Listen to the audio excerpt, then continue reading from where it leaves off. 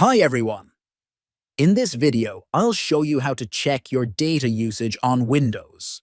Whether you're tracking your internet usage or managing a data cap, this step-by-step guide will help you out.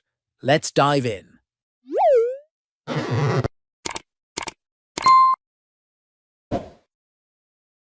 First, open the Settings app. Click right on Start and tap on Settings or press Windows plus I on your keyboard. Once you're in Settings, select Network and Internet from the menu on the left-hand side. Now, scroll down or click on Data Usage. Here, you'll see a summary of the data you've used on your current network, whether it's Wi-Fi or Ethernet.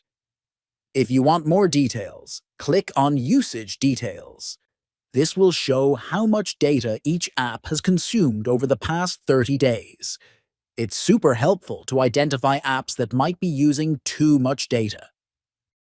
And that's it. Checking your data usage on Windows is quick and easy. If you found this video helpful, don't forget to like, comment, and subscribe for more tech tips. Thanks for watching, and I'll see you in the next video.